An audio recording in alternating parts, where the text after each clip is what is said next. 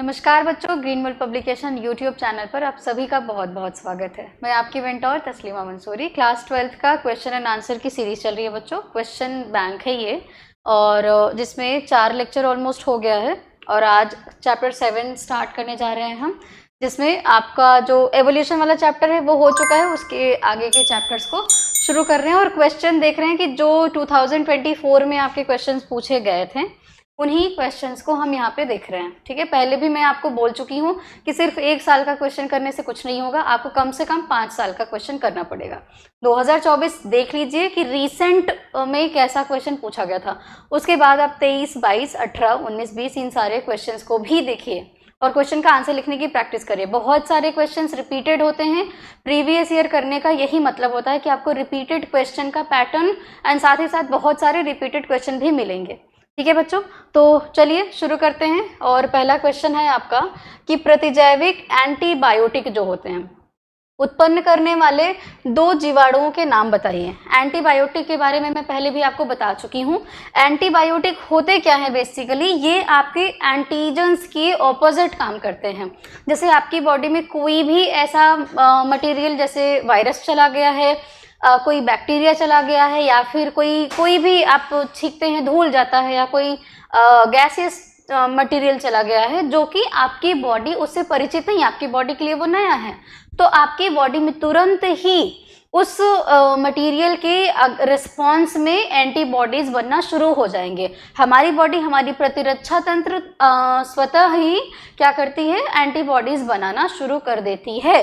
तो ऐसे ही कुछ जीवाणु हैं जो क्या करते हैं, जिनसे हम आर्टिफिशियली, मतलब जिनसे हम प्रायोगिक तौर पर क्या बना सकते हैं, एंटीबायोटिक्स बना सकते हैं। ऐसे कुछ प्रतिजैविक हैं, ऐसे कुछ आपके बैक्टीरियाज हैं, उन्हीं बैक्टीरियाज का हम देखेंगे। सबसे पहला एंटीबायोटिक कौन सा बना था बच्चों?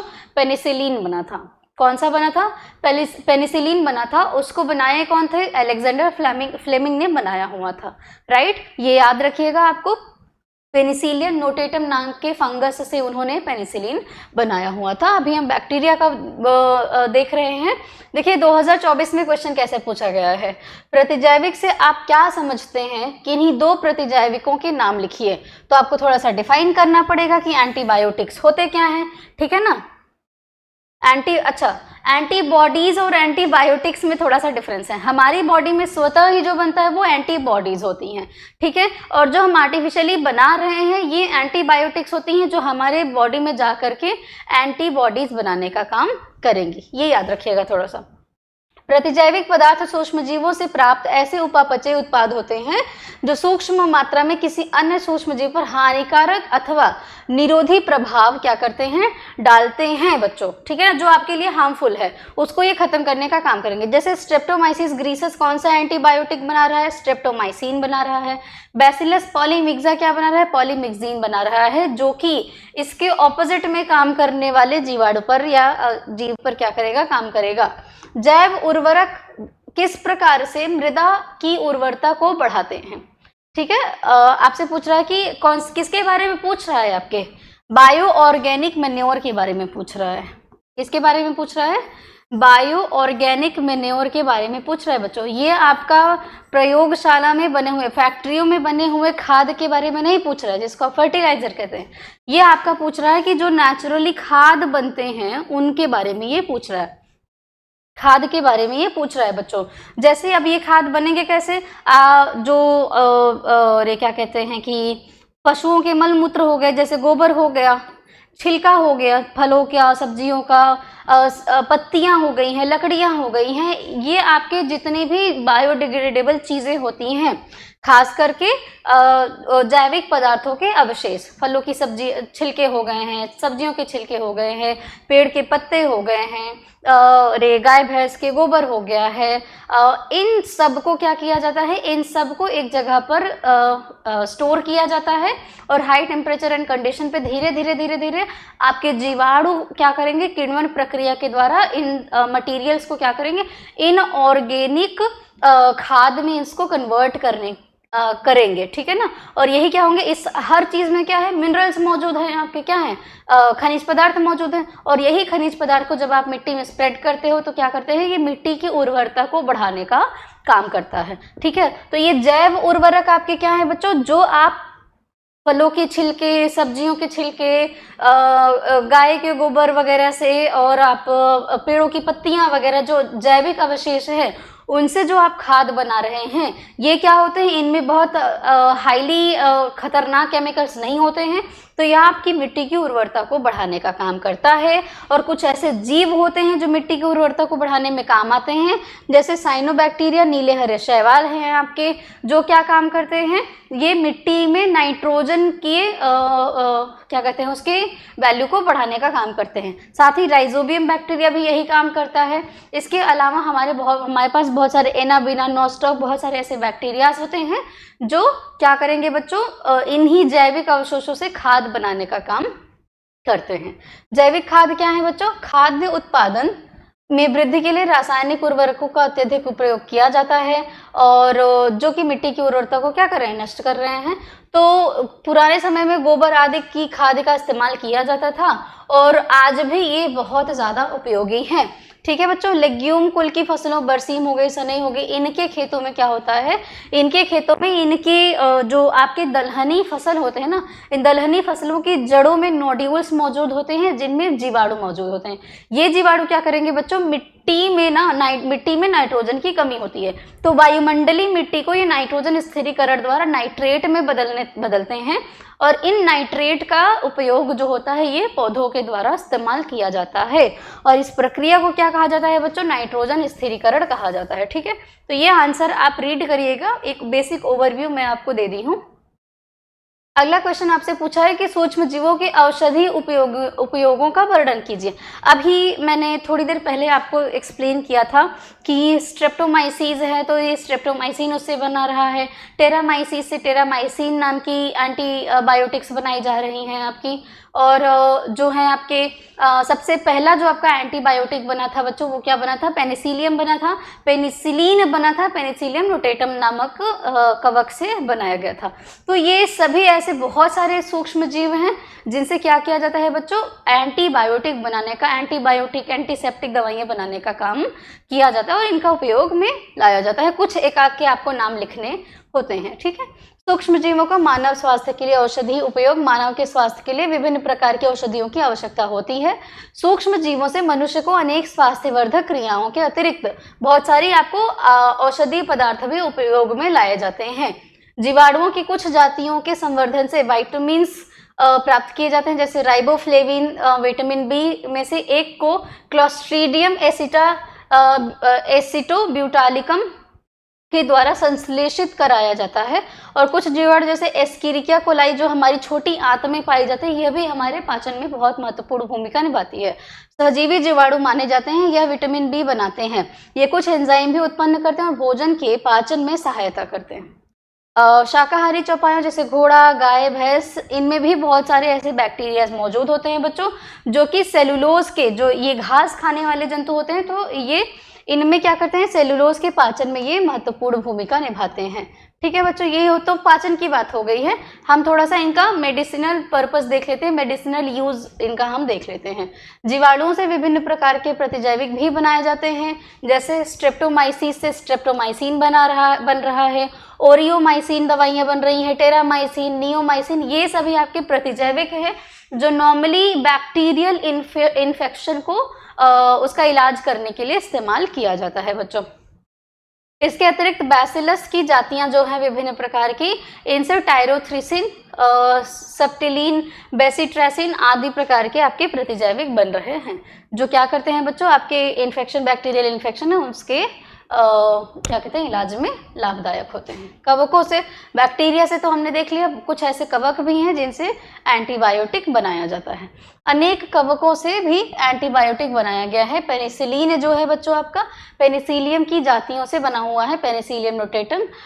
एरगट नाम की जो औषधि है ये क्लैविसेप्स परप्यूरिया नामक कवक से प्राप्त किया गया है, ठीक है, क्लैविसेप्स परप्यूरिया।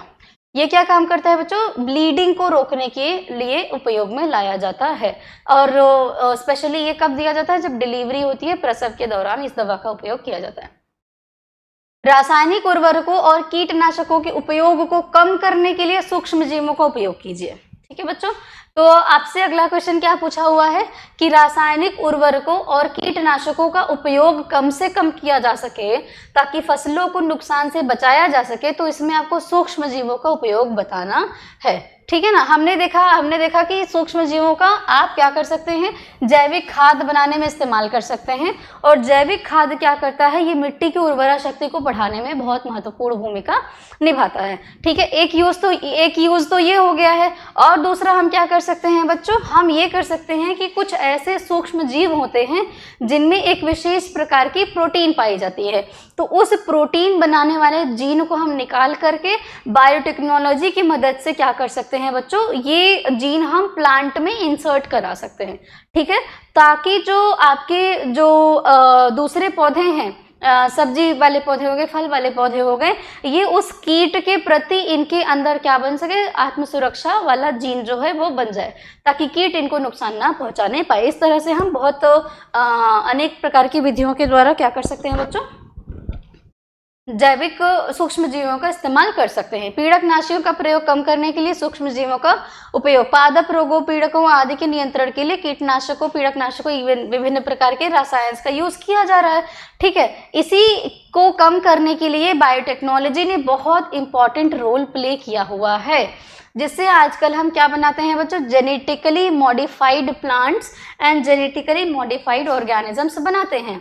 जो विशेष प्रकार के जीन लाभदायक होते हैं, जैसे हमें सूखा से बचाना है, बाढ़ से बचाना है, कीड़े से बचाना है, तो या फिर बहुत हाई टेम्परेचर से पौधों को बचाना है, तो उस प्रकार की क्षमता हम देखते हैं कि कौन से दूसरे जीव में मौजूद है।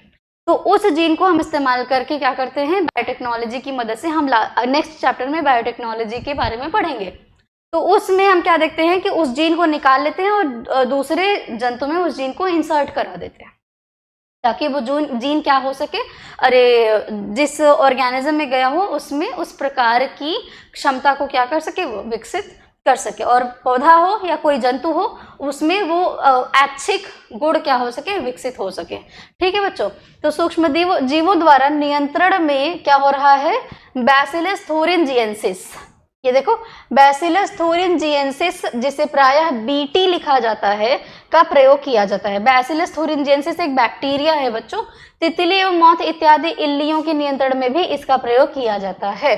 ठीक है, बीजाणु सुगंधित थैली के रूप में मिलते हैं, इन्हें पानी में मिला करके दोषपूर्ण पादपों जैसे सरसों, कुल के पौधों, फल के वृक्षों, जिनकी पत्तियां, इल्लियां आदि द्वारा इन पर क्या होती हैं, इन पर इनका छिड़काव किया जाता है। पुराने समय में क्या होता था कि आपने देखा होगा कि आज भी जब आप गांव में देखेंगे तो जो राख होता है, जो कंडे की बनी राख या लकड़ी का जो राख है, उसको भी पौधे पर क्या किया जाता है, उसका छिड़काव किया जाता है। ऐसा क्यों होता है, क्योंकि वो राख जो है उसमें भी आपके क्या है, मिनरल्स मौजूद हैं, तो जब उसको पौधों पर छिड़का जाता है तो उससे भी कीड़े क्या हो जाते हैं बच्चों, मर जाते हैं। नेचुरली भी हम क्या कर रहे हैं, आपके पुरानी परंपरागत जो उपयोग है उसका भी इस्तेमाल करके हम कीड़ों से पौधों को क्या करते हैं, बचाते हैं। इल्ली की पाचन नली में टॉक्सिन्स निकलता है और इनकी जीवाणुवीय रोग से क्या हो जाती है, मौत हो जाती है। किससे, बैसिलस थोरिनजिएंसिस में एक विशेष प्रकार का प्रोटीन बनता है बच्चों, जो कि क्या करता है, इन कीड़ों को क्या करता है, जैसे ही ये कीड़े पत्ती पर बैठते हैं और पत्ती को खाते हैं, तो वो क्या करेगा, जो दवाइयाँ छिड़की गई हैं वो जैसे ही खाते हैं तो इनकी क्या होती है, पाचन शक्ति, ये कीड़े क्या हो जाएंगे, मर जाएंगे, जैसे ही वो प्रोटीन इनके शरीर में प्रवेश करता है। विधियों के विकास से वैज्ञानिक जीवाणु के टॉक्सिन जीन को पादपों में पहुंचा सके हैं। ऐसे पादप पीड़क द्वारा किए गए आक्रमण के प्रति प्रतिरोधी होते हैं। बीटी कॉटन, बीटी बैगन, बहुत सारे विभिन्न प्रकार के आपके पौधे विकसित किए गए हैं इस बैक्टीरिया का यूज करके। कुछ पादप रोगों के उपचार नियंत्रण में कवक ट्राइकोडर्मा का भी उपयोग किया जा रहा है। एक सामान्य एवं स्वतंत्र रूप से उगने वाला ये क्या है, मृतोपजीवी है। ओके, आगे भी देख लो। न्यूक्लियोपॉलीहिड्रोसिस जीन्स, न्यूक्लियोपॉलीहिड्रोसिस जीन्स के अंतर्गत आने वाले बैक्यूलोवायरसेस को जैविक नियंत्रणकारी कारकों की तरह भी इस्तेमाल किया जाता है। ये इनके लार्वा में विषैला प्रभाव उत्पन्न करके क्या करते हैं, उन्हें नष्ट कर देते हैं। बैक्यूलोवायरसेस दो प्रकार के होते हैं, अधिक प्रभावी और अधिक प्रयोग में आने वाले। जो इनके जीनस हैं ये कौन है बच्चों, न्यूक्लियो पॉलीहाइड्रोवायरसेस हैं। और कौन सा एक जीनस है, ग्रैन्युलो वायरस। ये क्या काम करता है, जैसे ही कीड़े के अंदर ये जाते हैं, ये क्या काम करेंगे, उस कीड़े को नष्ट कर डालेंगे। रासायनिक उर्वरकों का प्रयोग कम करने के लिए भी सूक्ष्मजीव का उपयोग किया जाता है। मैंने भी बताया कि जैविक खाद को बना करके, जैविक खाद जितना ज़्यादा बायो ऑर्गेनिक यूज़ करोगे उतना ज़्यादा आप केमिकल फर्टिलाइजर्स पर डिपेंडेंसी आपकी क्या हो जाएगी, कम हो जाएगी, और आपकी धीरे धीरे मिट्टी की उर्वरता भी बढ़ेगी। रिसेंटली श्रीलंका ने अनाउंस किया था कि वो कम्प्लीटली अपने यहाँ पे बायो ऑर्गेनिक खेती करेगा। स्टार्टिंग में उत्पादकता बहुत कम होती है, लेकिन धीरे धीरे आपकी मिट्टी की क्वालिटी जैसे जैसे सुधरने लगेगी, वैसे ही उत्पादकता भी धीरे धीरे क्या होता है, बढ़ने लगता है। ओके, तो ये हम डिस्कस कर चुके हैं। एक सेकेंड, अगला क्वेश्चन है, बायोगैस संयंत्र का सचित्र वर्णन कीजिए। बायोगैस क्या है बच्चों, एक सेकंड मैं आपको एक डायग्राम दिखा दूं। देखिए,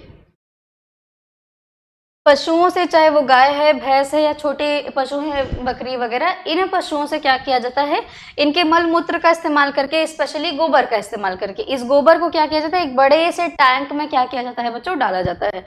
ठीक है, यहाँ पे देखो ये क्या करा जाएगा, उस गोबर वगैरह को एक यहाँ पे एक टैंक लगा रहेगा, जिसके थ्रू ये बड़े से टैंक में क्या किया जाएगा, डाला जाएगा। इस बड़े से टैंक को क्या कहा जाता है, डाइजेस्टर कहा जाता है बच्चों। क्या कहा जाता है, डाइजेस्टर कहा जाता है। तो इस डाइजेस्टर में क्या होंगे, आपके बैक्टीरियाज वगैरह मौजूद होंगे। ठीक है, कई सारे स्टेप्स होते हैं बायोगैस बनाने का।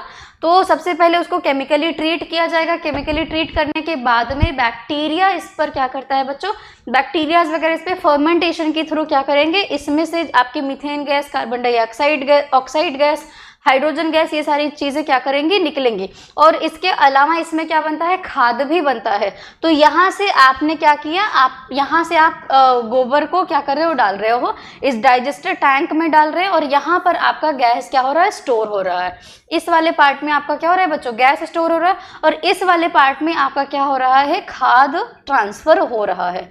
ठीक है, और उसके बाद में क्या होता है, ये जो आपको गैस मिला, इस गैस का उपयोग बिजली उत्पादन में ईंधन के तौर पर किया जाता है बच्चों। ठीक है, तो बायोगैस जो है आपका, बायोगैस ना कि सिर्फ बिजली उत्पादन में ईंधन में इस्तेमाल किया जा रहा है, और इससे जो बनने वाला खाद है आपका, वो खाद आपके कृषि में भी इस्तेमाल किया जा रहा है। इसीलिए बायोगैस जो होता है वो क्या किया जा रहा है, बनाया जा रहा है। और आपके जो आपकी परंपरागत क्या कहते हैं कि ईंधन है, उस पर डिपेंडेंसी को कम करने के लिए बायोगैस का भी इस्तेमाल आजकल काफ़ी तेजी से चल रहा है। ठीक है, तो हम अब रीड करते हैं बायोगैस होता क्या है। बायोगैस को भारत में सामान्यतः गोबर गैस के नाम से जाना जाता है, क्योंकि मूलतः यह पशुओं के गोबर से तैयार की जाती है। भारत में विशाल पशुधन, लगभग काफ़ी ज़्यादा आबादी है भारत में पशुओं की। गोबर से बायोगैस बनाई जा रही है। इस गैस से खाना पकाने, घरों में बिजली उत्पादन के लिए भी इस्तेमाल किया जाता है। ना सिर्फ घरों में, कमर्शियल लेवल पर भी इलेक्ट्रिसिटी का इस्तेमाल बायोगैस से किया जा रहा है। बायोगैस अवयव जो है ये आपके कार्बनिक पदार्थों, प्रायः सेलुलोज के किण्वन के द्वारा बनने वाली प्रमुख रूप से ज्वलनशील गैस मीथेन होती है। इसमें ज़्यादातर मीथेन गैस प्रेजेंट रहती है। सामान्यतः गोबर के प्रयोग से तैयार की गई गोबर गैस में आपका कितना % मीथेन रहता है बच्चों, 75% मीथेन रहता है, 30% कार्बन डाइऑक्साइड रहता है, 1% हाइड्रोजन सल्फाइड इत्यादि गैसें मौजूद होती हैं। ओके, सो बनाया कैसे जाता है ये आपका, पहले केमिकली इसको ट्रीट किया जाएगा बच्चों, उसके बाद ये क्या करा जाएगा, आपके बैक्टीरिया वगैरह इसको फर्मेंट करते हैं और विभिन्न प्रकार की गैसें बनाते हैं। अच्छा, एक सेकेंड, चलिए ये रीड ही कर देती हूँ, वेट। अल्प मात्रा में oxygen, hydrogen, nitrogen, carbon monoxide गैसें होती हैं। सूक्ष्मजीव सामान्यतः कार्बनिक पदार्थों के अपघटन के समय अंतिम उत्पादों में कोई क्या करते हैं बच्चों, ना कोई गैस को क्या करेंगे, उत्पन्न करेंगे। अनॉक्सी अपघटन प्रक्रिया में तो ये कार्बनिक गैस से क्या होती हैं, पदार्थ की किस्म के आधार पर कई विभिन्न प्रकार की हो सकती हैं, वही हमने अभी डिस्कस किया हुआ है। और देख लो क्या हो रहा है, जीवाणु जो सेलुलोसी पदार्थों का अवयवी अपघटन करते हैं, कार्बन डाइऑक्साइड, हाइड्रोजन के साथ साथ काफी अधिक मात्रा में मीथेन गैस भी उत्पन्न करते हैं, वही हम डिस्कस कर चुके हैं ये सारी चीजें, ठीक है। मीथेन उत्पन्न करने वाले जो बैक्टीरिया होते हैं ये आपके मिथेनोबैक्टीरियम होते हैं, इन जीवाणुओं को मिथेनोजेंस कहा जाता है। सेलुलोज का अपघटन करने वाले ये जीवाणु कार्बनिक पदार्थ युक्त अवायवीय गाढ़े कीचड़, कार्बनिक पदार्थ युक्त दुर्गंध युक्त सड़ते हुए धीरे धीरे धीरे धीरे क्या होते हैं, गैस बनाने का काम करते हैं, ठीक है ना। और इस प्रकार के जीवाणु पशुओं के आमाशय में मौजूद होते हैं, जो गाली पशु करते हैं ना, तो उसमें ये क्या होते हैं, ये जीवाणु मौजूद रहते हैं। ओके, ये देखिए मशीन देख लीजिए बायोगैस का। बायोगैस संयंत्र जो है आपका, बायोगैस संयंत्र 15 से 12 फीट गहरा होता है, बड़ा सा टैंक होता है। इसको क्या कहा जाता है बच्चों, डाइजेस्टर कहा जाता है, जिसमें गोबर युक्त स्लरी को क्या किया जाता है, भरा जाता है। इसके ऊपर एक मूवेबल ढक्कन लगा रहता है, जो सूक्ष्म जीवी सक्रियता के कारण स्लरी के कार्बनिक पदार्थों के अपघटन से उत्पन्न गैस को बनने के फलस्वरूप ये ऊपर की तरफ उठती है और धीरे धीरे गैस कहाँ, डाइजेस्टर से ऊपर वाले टैंक में क्या होता है, ट्रांसफर होता रहता है, ठीक है ना। ये ढापन अपेक्षाकृत छोटे टैंक गैस होल्डर से जुड़ा हुआ होता है, जिसमें एक निकास से पाइप लगा रहता है और इसी पाइप के द्वारा बायोगैस की वितरण प्रणाली को जोड़ा जाता है। उपयोगित स्लरी के एक निकास अलग से भी होता है। यह स्लरी एक अच्छी खाद के रूप में काम में लाया जाता है। भारत में बायोगैस उत्पादन की प्रौद्योगिकी का विकास भारतीय कृषि अनुसंधान और कुछ संस्थान हैं जो आपके काम करती हैं, ठीक है। तो ये है आपका बायोगैस के बारे में। अगला चैप्टर है आपकी बायोटेक्नोलॉजी से रिलेटेड, पूछ रहा है क्या कि जेल इलेक्ट्रोफोरेसिस पर टिप्पणी लिखिए। 2024 में आपका ये क्वेश्चन पूछा था कि जेल इलेक्ट्रोफोरेसिस पर टिप्पणी लिखिए। देखिए इसी से सेम रिलेटेड टॉपिक से क्वेश्चन कैसे कैसे पूछा गया है। जेल विद्युत कण संचालन तकनीक समझाइए। जेल इलेक्ट्रोफोरेसिस, जेल वैद्युत का संचालन से आप क्या समझते हैं। डीएनए खंड का पृथक्करण एवं विलगन की तकनीक का संक्षेप में वर्णन कीजिए। तो जेल इलेक्ट्रोफोरेसिस क्या होता है बच्चों, अगर आपने मेरे से जेनेटिक्स पढ़ी हो तो मैंने बताया हुआ है आपको कि होता क्या है कि जब हम क्या करते हैं बच्चों, लेट्स से कि ये है हमारा एक डीएनए, ठीक है ना।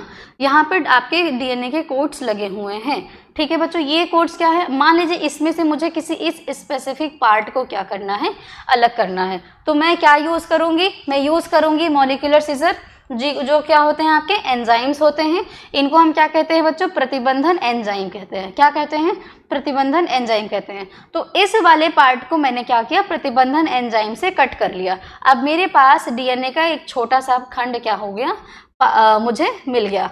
अब इस खंड को क्या करूंगी, ऐसे ही बहुत सारे डीएनए के खंड को मैं क्या करूंगी बच्चों, तोड़ लूंगी, ठीक है। अब इसकी स्टडी मुझे करनी है कि किसमें कितने नाइट्रोजनस बेसिस मौजूद हैं, और कौन हैवी डीएनए है, कौन लाइट डीएनए है। तो एक मशीन होती है मेरे पास जिसको मशीन पर क्या कराया जाएगा, जेल इलेक्ट्रोफोरेसिस। इस मशीन के ऊपर जेल डाल दिया जाता है। एगारोस जेल होता है, एक एगारोस जेल होता है, एक आपका पॉलीएक्रिलामाइड भी जेल होता है।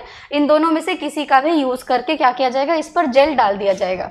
जेल डालने के बाद क्या किया जाएगा बच्चों, आपके पास इंजेक्शन जैसा रहता है, जिससे क्या किया जाएगा, आपके डीएनए को इंसर्ट कराया जाएगा, ठीक है बच्चों। डीएनए इंसर्ट कराया जाएगा, इसको एक सर्किट से, इलेक्ट्रोड की मदद से इसको क्या करा जाता है, इस मशीन को जोड़ दिया जाता है, ठीक है। उसके बाद इलेक्ट्रिसिटी, इसमें इलेक्ट्रिक करंट क्या होता है, फ्लो होने लगता है। आपके डीएनए पर होता है नेगेटिव चार्ज होता है बच्चों। ये नेगेटिव चार्ज से पॉजिटिव चार्ज की तरफ मूव करने लगती हैं। डीएनए क्या होती हैं, नेगेटिव चार्ज से पॉजिटिव चार्ज की तरफ मूव करने लगता है बच्चों। उसके बाद ये क्या होगा, जैसे जैसे ये मूव करता जाता है बच्चों, ये क्या करेगा, जैसे जैसे मूव करता जाएगा, आपके जेल में ही मूव कर रहा है, तो जो अलग अलग नंबर पर अलग अलग पोजीशंस पर आपके डीएनए के सेगमेंट्स क्या होते हैं, मूव करते हैं, ठीक है ना। तो उसके बाद क्या होगा, बाद में फर्दर जब ये अपना पूरा का मूवमेंट हो जाएगा, मतलब प्रोसेस हो जाएगा, तो इस डीएनए को हम जेल सहित ही क्या कर लेंगे, काट लेंगे बच्चों। हमें जेल इलेक्ट्रोफोरेसिस इसलिए कराना पड़ता है ताकि हम ये देख सकें कि कौन सी डीएनए सीक्वेंस में हमारा कहाँ पर रिपीटेटिव सीक्वेंस है, कौन सा सैटेलाइट डीएनए है, कौन सा आपका वीएनटीआर डीएनए है। विभिन्न प्रकार के डीएनए का यूज डीएनए फिंगरप्रिंटिंग में भी आपके जेल इलेक्ट्रोफोरेसिस का इस्तेमाल किया गया था। जेल इलेक्ट्रोफोरेसिस ही कराने के बाद हमने डीएनए के विभिन्न प्रकार के बैंडिंग को देखा था, ताकि उसी सैंपल का यूज करके हम क्या करते थे, जो आपके अपराधी हैं या इनका पता लगाया जाता था जेल इलेक्ट्रोफोरेसिस के ही द्वारा, ठीक है बच्चों। तो इस प्रकार से जेल इलेक्ट्रोफोरेसिस कराया जाता है। डीएनए अणु को प्रतिबंधन एंडोन्यूक्लियेज द्वारा या प्रतिबंधन एक्सोन्यूक्लियेज द्वारा, मैक्सिमली आपका एंडोन्यूक्लियेज इस्तेमाल होता है। हम जब प्रतिबंधन एंजाइम के बारे में पढ़ेंगे तब डिस्कस करेंगे। तो डीएनए अणु को प्रतिबंधन एंडोन्यूक्लियेज द्वारा खंडित करने के बाद, मतलब उसको हमने क्या किया, सेपरेट कर लिया हुआ है। खंडों को पृथक करने का कार्य विशेष तकनीक द्वारा जेल विद्युत कण संचालन, जिसको सीधा सीधा, ये इतना टफ नाम मत याद रखो, जेल इलेक्ट्रोफोरेसिस, सीधा सीधा बोलो, ठीक है। जेल इलेक्ट्रोफोरेसिस द्वारा इनको अलग करते हैं हम, ओके। क्योंकि डीएनए के खंड ऋणात्मक आवेशित होते हैं, अतः माध्यम में विद्युत क्षेत्र बनाने पर इन्हें क्या होता है, एनोड की ओर क्या करा जाता है, ये मूव करने लगती हैं, ठीक है ना। माध्यम के रूप में एक लवणीय जल क्या होता है, जल के शैवाल से प्राप्त किया। ये जो जेल है ये शैवाल से, एगारोज नाम का एक शैवाल होता है जिससे ये जेल क्या होता है, प्राप्त किया जाता है। इसके अलावा क्या होता है, पॉलीएक्रालामाइड, एक्रालामाइड जेल, इसका भी इस्तेमाल किया जाता है, ठीक है। ओके, अगला क्वेश्चन, प्रतिबंधन एंजाइम के कार्यों को समझाइए। प्रतिबंधन एंजाइम अभी हमने डिस्कस किया बच्चों कि प्रतिबंधन एंजाइम होते क्या है, इनको रेस्ट्रिक्शन एंजाइम कहा जाता है, इनको आणविक कैंची कहा जाता है बच्चों, मॉलिक्यूलर सीजर होते हैं ये। आणविक कैंची क्यों कहा जाता है, ये एंजाइम ही होते हैं जो विशेष खंड पर क्या करते हैं, विशेष स्थान पर डीएनए को कट करने का काम करते हैं। इनका काम यही होता है, ये क्या करेंगे बच्चों, डीएनए को छोटे छोटे पार्ट्स में कट करेंगे। जहां से भी पार्ट को, डीएनए के जिस पार्ट को हमें अलग करना है, वहां पर विशेष प्रकार के रेस्ट्रिक्शन एंजाइम का इस्तेमाल हम करते हैं, प्रतिबंधन एंजाइम का इस्तेमाल हम करते हैं, ठीक है बच्चों। तो ये आपके प्रतिबंधन एंजाइम विभिन्न प्रकार के होते हैं, और ये जो रेस्ट्रिक्शन एंजाइम है ये कुछ विशेष प्रकार के जीवाणु में भी मौजूद होते हैं, बैक्टीरिया में भी मौजूद होते हैं। ई कोलाई बैक्टीरिया में भी ये रेस्ट्रिक्शन एंजाइम मौजूद होते हैं। क्यों मौजूद होते हैं, जैसे ही कोई वायरस आपके बैक्टीरिया को अटैक करता है, जीवाणु क्या करेगा, जीवाणु कोशिका तुरंत ही रेस्ट्रिक्शन एंजाइम क्या करेगा, बनाएगा, और जिस वायरस ने आपके बैक्टीरिया पर अटैक किया, मतलब बैक्टीरिया पर अटैक किया, वो क्या करेगा, वायरस के डीएनए या वायरस के जेनेटिक मटेरियल जो होता है बेसिकली उसको तोड़ देता है, उसको क्या करेगा, पार्ट्स में डिवाइड कर देगा, ताकि वो बैक्टीरिया को इन्फेक्ट ही ना करा पाए। तो बैक्टीरियाज में भी रेस्ट्रिक्शन एंजाइम मौजूद होते हैं, और इन्हीं रेस्ट्रिक्शन एंजाइम का इस्तेमाल करके डीएनए को सर्टेन प्लेसेस पर क्या किया जाता है, कट किया जाता है, और फिर दूसरे जो टूटा वाला डीएनए है उसको दूसरे एनिमल के, यानी कि आपके ऑर्गेनिजम्स होते हैं उनके डीएनए से जोड़ दिया जाता है। और इसी तकनीक को कहा जाता है क्या, डीएनए टेक्नोलॉजी, रिकॉम्बिनेंट डीएनए कहा जाता है, रिकॉम्बिनेशन। हमने क्या किया, हमने किसी पहले ए वाले जो ए व्यक्ति है उसके डीएनए का एक सेगमेंट कट कर लिया, और हमको बी वाले व्यक्ति में उस सेगमेंट को क्या करना है, जोड़ना है। तो बी वाले व्यक्ति का भी डीएनए हमको क्या करना पड़ेगा, एक सर्टेन पॉइंट पर कट करके अलग करना पड़ेगा, ताकि ए वाले का जोड़ सके हम, ठीक है ना। तो हमने जोड़ दिया। अब जोड़ देने के बाद क्या होगा, डीएनए में होता है सेल्फ रेप्लिकेशन होता है। तो रेप्लिकेशन करके क्या करेगा, डीएनए बहुत सारे डीएनए बना देगा अपने जैसा, ठीक है। अब क्या होगा, ये हम कब करते हैं, जब हमें एक कुछ विशेष प्रकार के गुण को किसी दूसरे व्यक्ति में भी उत्पन्न करना होता है, पैदा करना होता है आर्टिफिशियली, तब जाकर के आपका डीएनए टेक्नोलॉजी का इस्तेमाल किया जाता है, रिकॉम्बिनेंट डीएनए बनाया जाता है, ठीक है ना, जिसको जीन अभियांत्रिकी कहा जाता है। क्या कहा जाता है? जीन अभियांत्रिकी इस प्रोसेस को कहा जाता है। अब समझो, तो ऐसे एंजाइम जो डीएनए के न्यूक्लियोटाइड अनुक्रम को तोड़कर डबल स्ट्रैंडेड डीएनए का विदलन कर देते हैं, इनको क्या कहा जाता है? रेस्ट्रिक्शन एंजाइम कहा जाता है। ये करेंगे क्या? ये है आपका डबल स्ट्रैंडेड डीएनए, राइट। ये आपके रेस्ट्रिक्शन एंजाइम क्या करते हैं बच्चों? सबसे पहले ये ऐसे डायरेक्टली नहीं कट करेंगे, सबसे पहले ये क्या काम करेंगे? ये आपके डबल स्ट्रैंडेड डीएनए का जो ये हाइड्रोजन बॉन्ड द्वारा जुड़े हुए हैं ना, ये क्या होंगे? हाइड्रोजन बॉन्ड द्वारा जो ये जुड़े हुए हैं, इसको सेपरेट करेगा। सबसे पहले इसको सेपरेट करके ऐसे ऐसे अलग कर देगा। ये आपका अलग हो गया, ये दूर दूर हो गया, एक मत समझना, ये अलग हो गया। अब यहाँ पर क्या करेगा? यहाँ पर ये क्या होगा? अब हमें वापस से क्या करना पड़ेगा? हमारा जो डबल स्ट्रैंडेड डीएनए हमें फिर से बनाना पड़ेगा। तो क्या होगा? जब चैप्टर पढ़ेंगे तो इसको बकायदा डिस्कस करेंगे। हमें क्या करना पड़ेगा? प्राइमर लगाना पड़ेगा, फिर पॉलीमरेज आकर के यहाँ पर क्या करेगा? डबल स्ट्रैंडेड डीएनए को क्या करेगा? जोड़ देगा आपके, ठीक है ना। अब इस डबल स्ट्रैंडेड डीएनए को क्या करना है? हमको एक सर्टेन प्लेस पर क्या करना है? कट करना है। तो रेस्ट्रिक्शन एंजाइम लगा करके हम क्या करेंगे? इस डीएनए को सर्टेन प्लेस से यहाँ से क्या करेंगे?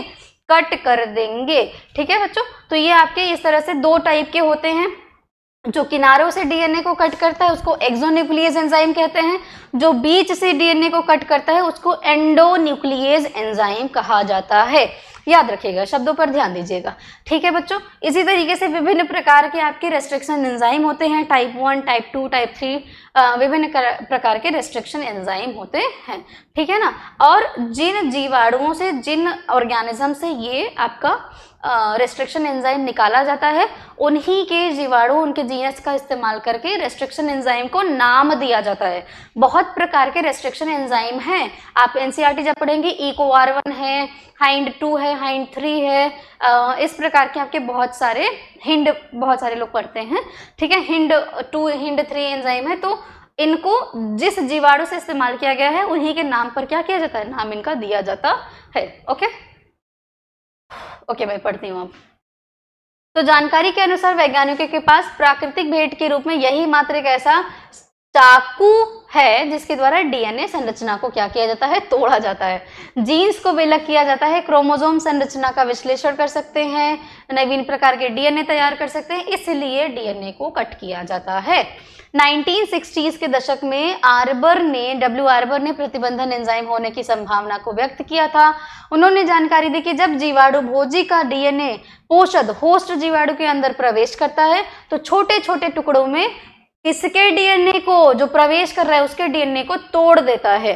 इसी आधार पर उन्होंने सिद्धांत के रूप में प्रतिबंधन एंजाइम की बात को सोचा था कि हो सकता है कि ऐसा कोई एंजाइम हो जो डीएनए को क्या कर रहा है? छोटे छोटे पार्ट्स में तोड़ दे रहा है। प्रतिबंधन एंजाइम मीसेल्स एवं युआन ने विलगित किया, इसको अलग किया था और इसका अध्ययन किया, किंतु दुर्भाग्यवश इसके जटिल व्यवहार के बारे में ये भी बहुत कुछ खास बता नहीं पाए थे। वर्तमान में हिंड 2 कहे जाने वाले प्रतिबंधन एंजाइम के लगभग 2 वर्ष हो चुके हैं और हीमोफाइलस इन्फ्लुएंजी से क्या किया गया था?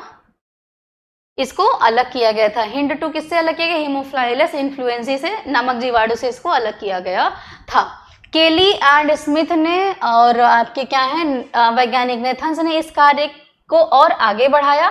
आर्बर, नेथन, स्मिथ को इसके लिए कार्य की और औषधि में नोबेल प्राइज भी 1978 में मिला था। इसके बाद तो जल्दी जल्दी अन्य प्रकार के एंजाइम्स को भी बनाया गया, नॉट बनाया गया, अलग किया गया। EcoR1 है आपका, EcoB है, EcoK है, EcoPI है। ये ECO का मतलब क्या? E. coli बैक्टीरिया से निकाला गया है बच्चों। किससे निकाला गया है? E. coli बैक्टीरिया से इसको निकाला गया है। रेस्ट्रिक्शन 1 है, EcoB है, EcoK है, ये विभिन्न प्रकार के नाम इनके दिए गए हैं, ठीक है। 19, अच्छा ये छोड़ दो, ये इतना इंपॉर्टेंट पार्ट नहीं है, इसको आप स्किप कर सकते हो, ठीक है ना। पढ़ते टाइम आप, इतना जरूरी नहीं इतना सारा डेटा याद रखना। ओके, प्रतिबंधन एंजाइम न्यूक्लियेज कहे जाने वाले एंजाइमों के बड़े समूह होते हैं। ये 2 प्रकार के होते हैं, एक्सोन्यूक्लियेज और क्या होते हैं? एंडोन्यूक्लियेज। मैंने आपको बताया एक्सोन्यूक्लियेज डीएनए को किनारे से कट करता है, जबकि एंडोन्यूक्लियस क्या करता है? डीएनए को बीच से कट करेगा। और एंडोन्यूक्लियस का इस्तेमाल ज्यादा होता है क्योंकि एंडोन्यूक्लियस जब डीएनए को बीच से कट करता है तो वो कुछ इस प्रकार का सीक्वेंस बनाता है। जिसको हम कहते हैं स्टिकी एंड्स कहते हैं। इसके पास क्या होते हैं बच्चों, स्टिकी एंड्स होते हैं। इस प्रकार के डीएनए के पास क्या होता है, स्टिकी एंड होता है, जो कि क्या करेगा, जो आपका दूसरा डीएनए है उसके साथ ये क्या करेगा, उसके साथ ये यहाँ पर आकर के फिट हो सकता है। इस डीएनए को जब मैं यहाँ पे जोड़ूंगी ना तो ये आसानी से फिट हो जाएगा। फिट होने का मतलब है कि ये इसके पास ये किनारों के पर इसका क्या होता है, स्टिकी एंड्स हैं, तो ये जाकर के इससे क्या हो जाएगा, चिपक जाएगा। ठीक है ना। एंडोन्यूक्लियस इस प्रकार के एंजाइम को क्या करता, डीएनए को कट करता है, और एंडोन्यूक्लियस जो डीएनए सेगमेंट्स को कट करता है उसके पास क्या होते हैं, स्टिकी एंड्स होते हैं। चिपचिपे पता नहीं क्या नाम रहता है, अभी देखेंगे। आइए, तो अपने कार्य के अनुसार इन एंजाइम्स को टाइप 1, टाइप 2, टाइप 3 विभिन्न प्रकार के कैटेगरीज में इनको क्या किया गया है, डिवाइड किया गया। इनका हमने कार्य देख लिया है कि क्या क्या कार्य होते हैं। ठीक है। आइए, ये इतने सब कुछ, ये सारी चीज़ें आपको बहुत वो ध्यान नहीं रखना है। जो इम्पोर्टेंट चीज़ें हैं वो हमने डिस्कस कर लिया हुआ है। इसके लिए क्या होता है, अच्छा आओ देखते हैं, 1 मिनट।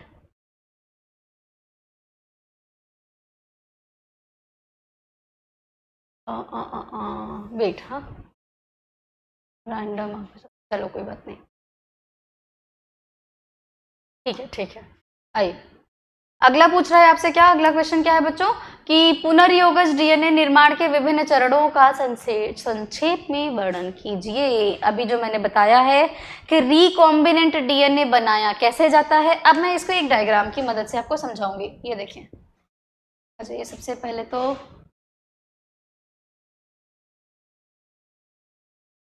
डायग्राम लगाया हुआ है, अरे नहीं लगाया क्या, मैं भूल गई, मुझे लग रहा है।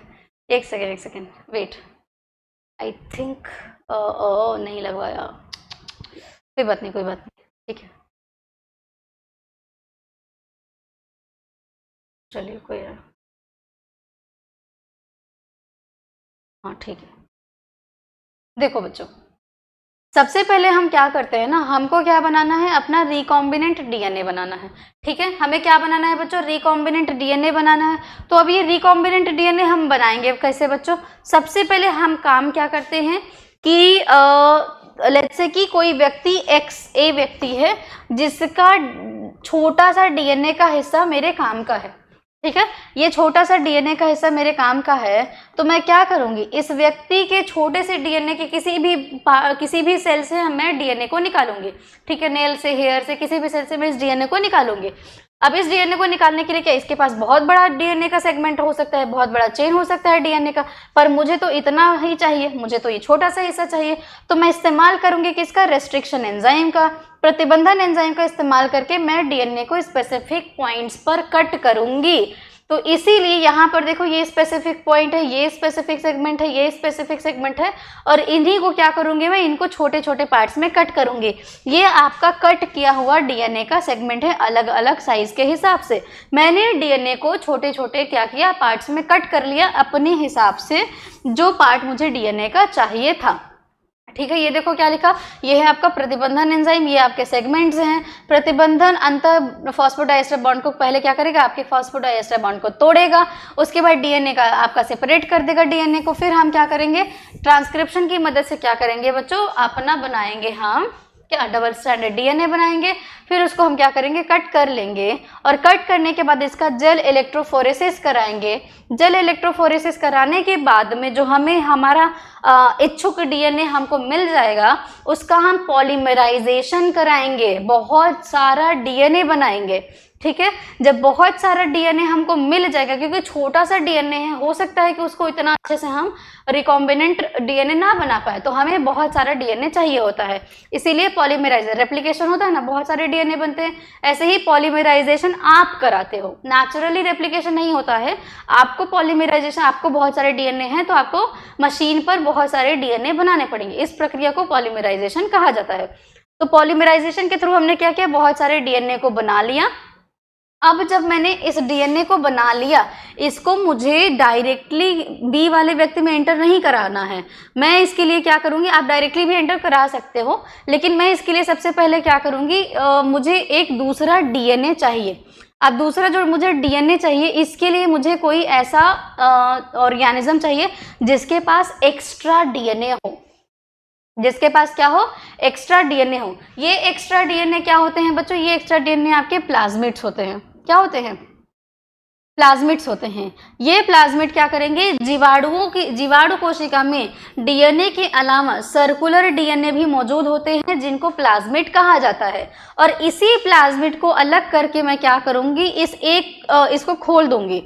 खोलने के लिए भी, खोलने का मतलब क्या है, यहाँ से भी मैं कुछ हिस्से के डीएनए के हिस्से को क्या कर दूंगी, निकाल दूंगी, ताकि ये वाला डीएनए मुझे यहाँ पे लगाने को मिल जाए। तो यहाँ पे भी मैं रेस्ट्रिक्शन एंजाइम का इस्तेमाल करूंगी और इस हिस्से को मैं कट कर लूंगी। उसके बाद इस वाले डीएनए को मैं क्या करूंगी बच्चों, यहाँ पर जोड़ लूंगी। और जोड़ने के बाद मुझे क्या मिल जाएगा, मुझे मिल जाएगा मेरा रिकॉम्बिनेंट डीएनए मिल जाएगा। यहाँ पर मैं क्या करूँगी, यहाँ पर मैं अपना जो मेरा वाला डीएनए, इच्छुक डीएनए जो डीएनए सेगमेंट था वो लगा दूंगी मैं, तो मुझे मिल जाएगा रिकॉम्बिनेंट डीएनए। अब ये पुराने जैसा तो होगा नहीं, ये कैसे बन जाएगा, रिकॉम्बिनेंट डीएनए बन जाएगा। इसी को क्या कहते हैं, आर डीएनए, रिकॉम्बिनेंट डीएनए इसको हम कहते हैं बच्चों। ठीक है, उसके बाद क्या किया जाएगा, इसके बाद अब इसी कोशिका के अंदर बहुत सारे डीएनए बनेंगे, रेप्लिकेशन तो होगा ही, तो बहुत सारे डीएनए बनेंगे। अब इस नया जो डीएनए मुझे मिला, ये मेरे पास क्या है, विशेष गुण वाला डीएनए है। तो इसको मैं निकाल करके या तो मैं इसकी दवाइयां बना सकती हूँ या किसी जंतु में डायरेक्टली मैं इसको क्या कर सकती हूँ, प्रवेश करा सकती हूँ। ठीक है, तो अब मैं पढ़ूंगी इसको। खैर आप पढ़ लीजिएगा, इसको पढ़ने में बहुत सारा टाइम जाएगा, जो इंपॉर्टेंट चीज़ें हैं वो मैं समझा चुकी हूँ आपको। ठीक है, तो ये आप जब पढ़ेंगे ना तो आपको समझ में आएगा बच्चों। ठीक है, ये देखिए क्या किया गया है, ये इतना काम करने के बाद आपको समझाया गया। इसके ऊपर का भी प्रोसेस होता है। सबसे पहले डीएनए को, अभी मैंने बताया डीएनए के सेगमेंट्स को क्या कर लिया जाएगा, कट कर लिया जाएगा। ये हिस्सा दिख रहा है ना, ये जो आपका ये शेडेड कलर है, डार्क शेड कलर है, ये आपका डीएनए का सेगमेंट है जिसको प्लाज्मिड में क्या किया गया, एंटर कराया गया है, उसको साथ जोड़ा गया, रिकॉम्बिनेंट डीएनए बनाया गया। रिकॉम्बिनेंट डीएनए बनाने के बाद इसको क्या किया गया, बैक्टीरियल सेल में एंटर कराया गया। इसको हम जिस कोशिका में हम एंटर कराते हैं बच्चों, उसको वेक्टर कहते हैं। क्या कहते हैं, वेक्टर कहते हैं। अब ये आपकी जो वेक्टर कोशिका है, इसके पास एक विशेष प्रकार का नया डीएनए भी मौजूद है। अब इसके अंदर बहुत सारे ऐसे डीएनए बन रहे हैं, तो ये देखो ढेर सारे डीएनए आपको, ऐसे बहुत सारे डीएनए आपको मिलेंगे। जितनी कोशिका है उतना सारा डीएनए मिलेगा। और इस डीएनए को, इस विशेष प्रकार के डीएनए को वापस से सेपरेट करके, वापस यही पूरी प्रक्रिया फिर से करेंगे और फिर इस डीएनए को सेपरेट करके अपनी इच्छा अनुसार हमें जो दवाइयां बनानी है या कुछ बनाना है उसका इस्तेमाल हम कर लेंगे। ठीक है, चलिए आनुवंशिक इंजीनियरिंग क्या है, आनुवंशिक इंजीनियरिंग किन्हीं दो अनुप्रयोगों को बताइए। अभी आनुवंशिक इंजीनियरिंग क्या है इसके बारे में हमने डिस्कस कर लिया हुआ है। नए प्रकार का डीएनए बनाएंगे और उस नए डीएनए से हम क्या करते हैं बच्चों, उस नए डीएनए से हम क्या करेंगे, अपना विशेष प्रकार का जो इच्छा अनुसार हमें बनाना है, दवाई या किसी जीव में उसको एंटर करना है, वो हम करा लेंगे। देखो जीन्स का निर्माण किया गया है, जीन का विश्लेषण और संग्रहण किया जाता है, इसका उपयोग है आपका। जीन का प्रतिस्थापन, रोगजनक विषाणुओं का रूपांतरण किया जाता है, विषाणु प्रतिरोधी मुर्गियां हैं। व्यक्तिगत जीन्स को अलग करना, और उसके बाद में आपका समुद्री तेल फैलाव का सफाया करना, पौधों में नाइट्रोजन अनुबंधन कराना, आनुवंशिक रोगों का पता लगाना, औद्योगिक रसायन, और इसके अलावा क्लोन बनाना, कैंसर इलाज में करना, बहुत विशेष क्या है, पौधों को कीड़ों से बचाना, सूखाग्रस्त कंडीशन से बचाना, और क्या है आपका क्या कहते हैं उसको, हाई टेम्परेचर हो गया है, लवणता बहुत हो गई है, इस प्रकार के भी प्रतिरक्षण गुण जो है पौधों में विकसित किया जाता है थ्रू जेनेटिक इंजीनियरिंग। ठीक है ना। निम्नलिखित में अंतर आपको बताना है, प्लाज्मिड क्या होते हैं और गुणसूत्रीय डीएनए क्या होता है, एक्सोन्यूक्लियस और एंडोन्यूक्लियस क्या होता है। ठीक है ना। प्लाज्मिड क्या होते हैं बच्चों, ये आपके एक्स्ट्रा डीएनए मौजूद होते हैं, आपके बैक्टीरियल सेल में मौजूद होते हैं। यह आकार में छोटा होता है, जीन की संख्या इसमें बहुत कम होती है, जबकि गुणसूत्रीय डीएनए क्या होते हैं, आकार में बड़े होते हैं, इनमें जीन की संख्या भी अधिक होती है। संख्या में 1 से लेकर के 100 होती है, इनकी संख्या क्या होती है, 1 होती है। मतलब ये बैक्टीरियल सेल में प्लाज्मिड्स 1 से ज़्यादा होते हैं, जबकि आपके जो गुणसूत्रीय डीएनए है वो क्या होते हैं, 1 ही होते हैं। इन्हें कैरियर के रूप में इस्तेमाल किया जाता है, इन्हें वाहक के रूप में काम में नहीं लाया जाता है। एंटीबायोटिक प्रतिरोधकता जीन इसमें उपस्थित होती है, इसीलिए इसका इस्तेमाल किया जाता है। एंटीबायोटिक प्रतिरोधकता जीन उपस्थित नहीं होता है। यह जीवित रहने के लिए जरूरी नहीं होता है। परंतु कुछ अतिरिक्त क्षमताएं इनमें होती है, एक्स्ट्रा हैं, इनके लिए बहुत इंपॉर्टेंट, ये हमारे जेनेटिक मटेरियल होते हैं, ठीक है ना। कॉन्जुगेशन में ये भाग लेते हैं और ये कॉन्जुगेशन में भाग नहीं लेते हैं। अच्छा, एक्सोन्यूक्लियस एंडोन्यूक्लियस के बारे में मैं बता चुकी हूँ आपको। एक्सोन्यूक्लियस फॉस्फोडाइएस्टर बॉन्ड्स को क्या करता है, एंड्स सिरों पर अलग करता है, ये बीच से अलग करता है। अपनी क्रिया के लिए इन्हें 3 प्राइम से 5 प्राइम सिरे की आवश्यकता होती है, इसको 3 प्राइम 5 प्राइम सिरे की आवश्यकता नहीं होती है। इनको पैलिंड्रोमिक सीक्वेंस चाहिए होता है। इनको क्या चाहिए होता है, इनको पैलिंड्रोमिक सीक्वेंस चाहिए होता है। एक्सोन्यूक्लियस अपनी जल अपघटनी अभिक्रिया के पश्चात एकल न्यूक्लियोटाइडों को निर्मुक्त कर देते हैं। एंडोन्यूक्लियस अपनी जल अपघटनीय अभिक्रिया के पश्चात ओलिगोन्यूक्लियोटाइड को भी क्या करते हैं, मुक्त कर देते हैं। एक्सोन्यूक्लियस नॉन स्पेसिफिक होते हैं, जबकि आपका एंडोन्यूक्लियस क्या होता है बच्चों, विशेष खंडों पर ही सेपरेट इसको करता है। इसका एग्जांपल एक्सोन्यूक्लियस 1, एक्सोन्यूक्लियस 2 है। इसके एग्जांपल्स देख लीजिए, डीऑक्सीराइबोन्यूक्लियस 1 है और आपका क्या है, इको R1, बाम H1, ऐसे बहुत सारे इसके एग्जांपल्स हैं एंडोन्यूक्लियस के, ठीक है। तो अभी सीरीज खत्म नहीं हुआ है, अभी आपके 3 चैप्टर्स बाकी हैं बच्चों, 10, 11 और 13 चैप्टर बाकी है आपका, ठीक है। कल ये लेक्चर खत्म हो जाएगा और आप इसको देखते रहिए। इसके साथ साथ में जो आपके लेक्चर्स कराए गए हैं, चैप्टर जो कंप्लीट कराया गया है बच्चों, उससे आपको बहुत मदद मिलेगी, दोनों ही टेक्स्ट बुक को पढ़ने में भी और आपको आपका क्वेश्चन बैंक भी पढ़ने में बहुत मदद मिलेगा।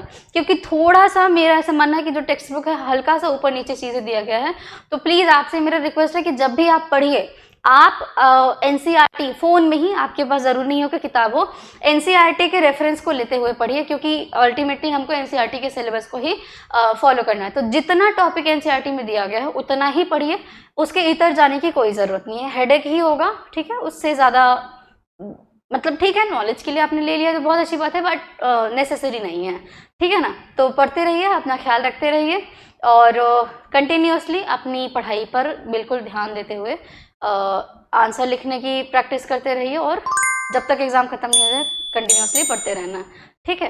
तो अपना ख्याल रखिए, बहुत बहुत धन्यवाद आप सभी का।